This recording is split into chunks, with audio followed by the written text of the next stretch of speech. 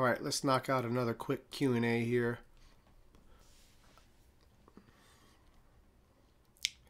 I have a question. If fascism were to rise in the U.S., do you think it would be through violent revolution or electoral politics? I personally feel many who want armed revolution are just LARPing and want to be deliberately shocking due to misanthropic and antisocial personalities. I feel the electoral politics would be a better choice and has less potential for disaster or tragedy.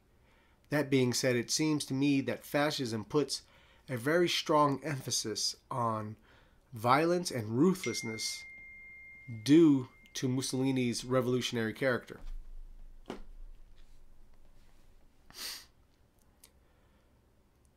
As a man, due to Mussolini's revolutionary character as a man and the life he led, while a man like Antonio Salazar, which people are still debating whether he is fascist or not, he's not. He suppressed the fascist elements in Portugal that had more in common with the Falange, but I get your point. I get what you're getting at.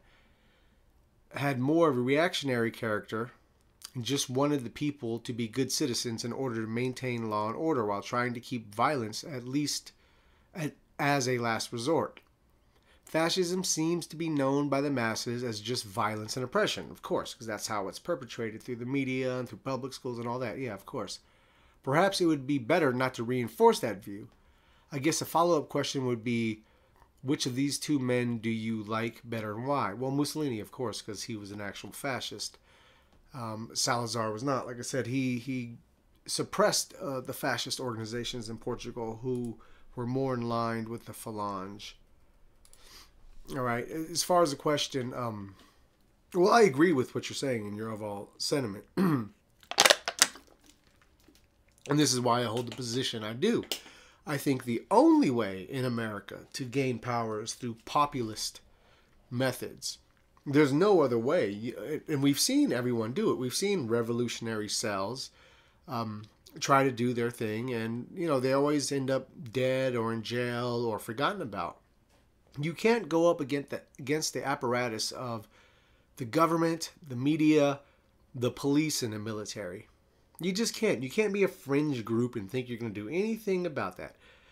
Doesn't matter how many Twitter followers you have. It just doesn't matter in the real world. I'm sorry. I wish it did. I wish it did. I wish these things had relevance. They don't.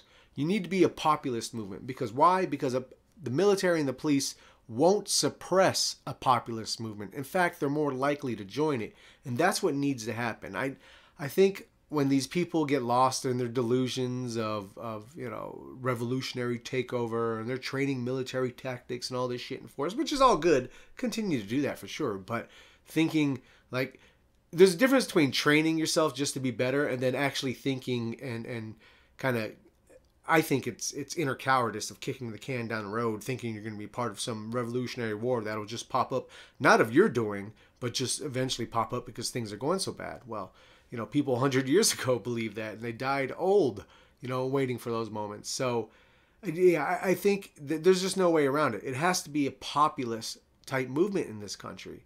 The only other scenario to that is everything completely falls apart, and that'll be long after we're gone from this. If that happens, that'll be long after we're gone from this planet. Anything like that even comes close to happening outside of a nuke or a large earthquake, things we can't, you know, put into our thoughts or factor in to what's going to happen in the immediate future.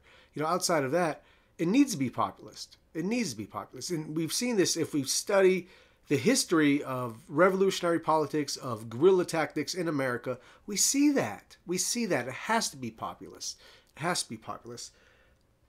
How did someone like, you know, the old Kingfish in Louisiana, how did he gain power? He gained it through a populist means. He had people supporting him, and which got him to the position of power. And then a lot of the military or National Guard and police in his state supported him through that. So, yeah, it needs to be populist. There's no other way around it. It can't be violent, revolutionary, and I think you touch on something with a lot of the antisocial personality. One of the hardest things for me to overcome as a fascist, because I've described myself as a fascist on one level or another for close to 20 years now.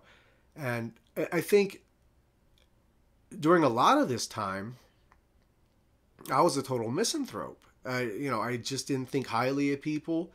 I had no faith in people. But I mean, it's easy to think like that these days. It really is. But one of the hardest things for me to overcome to being an actual fascist was getting over that ideal or that negativity towards humans, just because they're in a state, that I find deplorable. So, and I think a lot of these people have this. It's easy to become a misanthrope in this society. It's easy to be antisocial in this society, but that's counteractive to what a fascist is. So, and that was the hardest thing. Even after I'd learned, read and learned all the philosophy and believed in all the tenets, there was still that misanthropic feeling within me that I had to overcome too, and that's it's not easy to do. And I think a lot of these people have that as well, and this is why they go on with these violent fantasies and all this shit. So, no, we have to win it through populist methods. This is why I take the path I take. This is why I believe in the things I believe, because I believe the only way in this country that we can overcome this society, this government, this power, this system is through populism, is through getting the military on our side. And they won't do that with fringe groups. Fringe groups will never get off the ground. Never get off the ground. Never have. You'll never get to the masses. I mean, just look at what has taken the left. They've had to go hardcore since the 60s. Media, college education, pop culture, peer pressure, all of that to start getting their Overton window to become things that become more normal that used to seem out there. Now we can't even agree on what the fuck a gender is anymore. Now I turn on the TV and we got fucking traumatized teenagers trying to dictate political policy to us, and grown adults actually listening. It's hard not to be misanthropic when you see shit like that, because it is a fucking comedy playing out in front of you. So I get it, but you have to care about people. You have to understand this is the environment many people were raised under. So what else? How else would they think? And what else would they appreciate in life besides, these material gains and these material social statuses and, all these, feels movements that pop up here and there. So yeah, it has to be populism. It has to be. There's no other way. All the other shit is LARPing or violent fantasy or suicidal. Suicidal. I mean, go look up all the paramilitary groups that have existed, from the Black Panthers to the Order. It always ends up the same. It's just not happening. And you need that populist message, because people don't give a fuck about it. As much as, like, the fringe, they get caught in this echo chamber and they think, like, everyone cares about the exact same things they do. No, there's basic tenets most humans care about. And it's been the same for thousands and thousands of years. It hasn't changed. It's just learning to touch into that. It is security. It is being able to feed yourself. And what fascism offers that even adds something that capitalism and modern democracy can't offer is a reason, because there's a purpose in fascism. There's a direction. There's a mission in fascism. I think for that reason, third position politics can offer so much more than any of these nihilistic and materialistic political ideologies. So much more. So but it's speaking to those innate desires in people, those innate needs in people. Their comfort, their security, their ability to feed their families, feed themselves, put a roof over their heads, get to and from work, live in a safe society. Like, these are the things that need to be focused on, and this is what will be one, can be and will be one, will be if more like-minded people step up and try to take the political throne. But it will happen if we can speak to these natural desires. Like, all these fringe groups, they speak on this shit that they give a fuck about, not what the mass people care about. And like I said, it's been the same all throughout history. What most people desire, what you need to speak to get their support. I mean, and once again, I think you can take this last election, presidential election, and you saw how Trump was able to speak to some of these innate desires of people. So it's doing that. And through populism, yes, that is the only way. And as far as the violence and fascism, of course there's going to be violence, but violence, in most cases with fascism, violence was always reactionary, and any fascist should support that. we're not about turning the other cheek.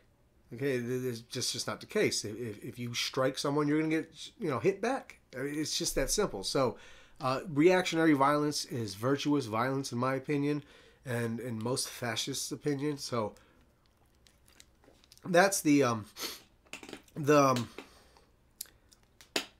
then like you have the other side, which initiates the violence, but they do so because they expect a big pushback. Then they use that pushback. That's what the media focuses on. That, oh, it doesn't matter who threw the first punch, as long as we can get the opposition throwing punches back. We'll say they were violent.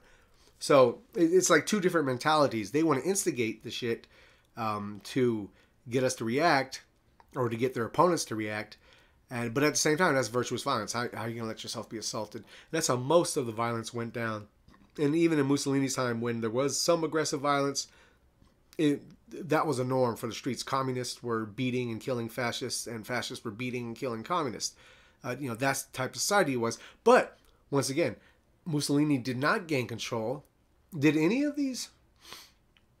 None of the fascist parties that came to control gained control through violent revolution. So that should tell you within itself. And both times, the powers had to, they didn't even win it, by election. The powers had to kind of bend to them at first and go, oh shit, they're about to, they're on the crest of the wave that's coming. So, they give them power and try to, contain them in that sense. But it wasn't done through violent revolution. So no, I don't think it's a realistic method. I think it's failed over and over again. I think you just can't battle the state apparatus. You can't. And especially, with fractionized little groups of people, paramilitary, especially when most people come from petty bourgeois backgrounds. And it's like, yeah, it's LARPing or suicidal, one or the other. If people are taking that method or thinking that's going to happen, it has to be through populism. It has to be. That's it. That's the only way I can see it happening in America, is through a populist means, because you need to gain power of that. You can't have the military and the police suppressing you. They'll do that with all the fringe movements. They always do. They always do. So, no. And that's what, of course, will keep most people away from these fringe movements, because they're going to be hostilely dealt with by the state. So it's about, becoming the state yourself through populism. All right, we'll keep this one short.